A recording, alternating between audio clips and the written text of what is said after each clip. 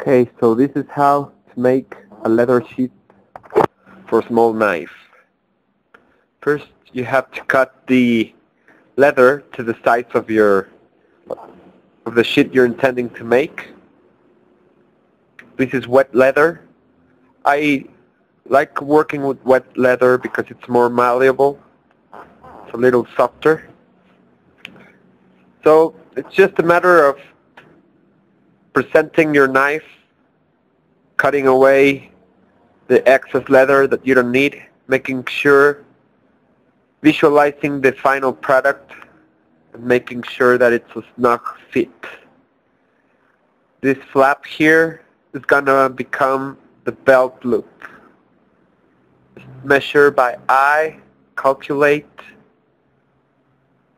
mark with a pencil and the ruler, of course. Just cut. Trust your instincts. You have to be very careful when you're cutting leather like this because leather is a tough material and it's easy to slip while you're trying to cut it, and accidents can happen. So this piece bent back is going to become the belt loop.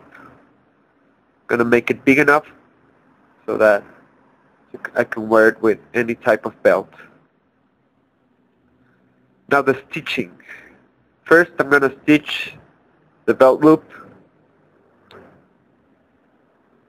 with a special needle for stitching leather and waxed cord. So you poke through the leather, put your cord on the needle, pull it back,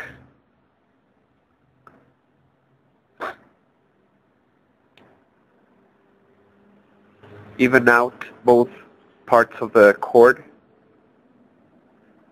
and then you do your next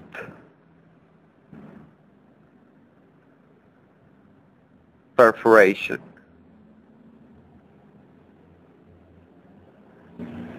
On this second stitch, well actually first stitch, you just want to gently pull back so you form a loop. Then you put the other tip of your cord through that loop and pull both ends together tightly. That becomes your first stitch. And you do your second stitch and so on. Poke through the leather. Be careful not to poke your finger also. Pass the cord through the leather, make the loop. The other end of the cord through the loop. And tight, hit the camera. Tighten everything up.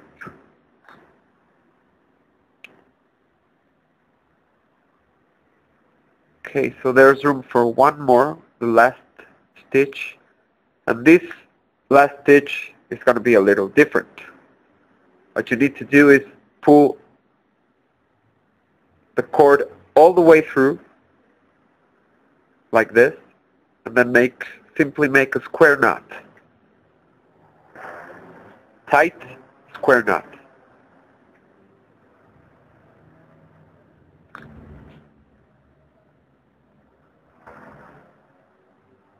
And just cut the excess cord off. And with a lighter, a cigarette lighter, just burn the ends to melt them together. Now this strip of leather is what I'll use to put, like to sandwich between both parts of the leather at the edge of the sheath, like so. You place it on the edge,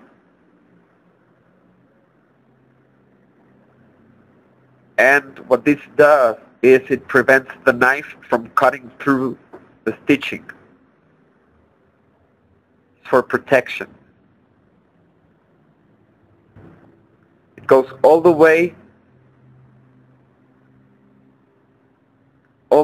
up the sheath what you do is you stitch it together, sandwiched in between the upper and the lower part of the sheath. Same process. Run the cord through the leather, even both parts out, then begin stitching. You have to be careful here with the leather strip. You want the hole, when you punch the hole through the leather, you want it to go in the middle of the strip, of the leather strip that you put for protection. To stitch the three parts of leather together. Take your time and enjoy it. It's a fun craft. I love working with leather. Making sheaths, making pouches.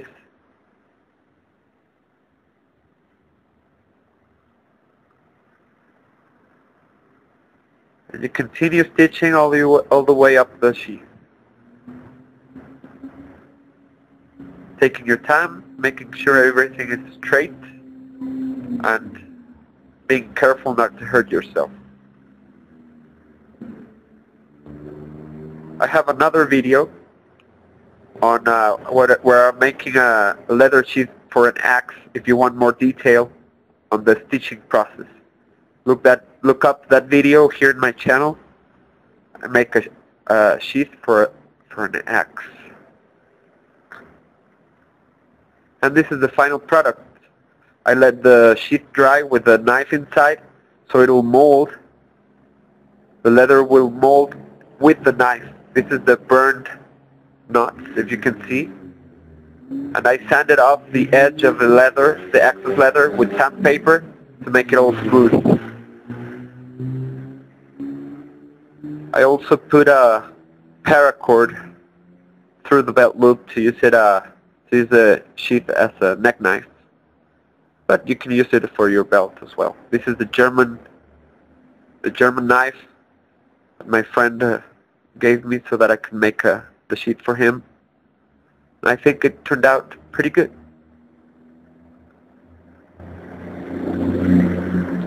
Fits snugly, comes out easily,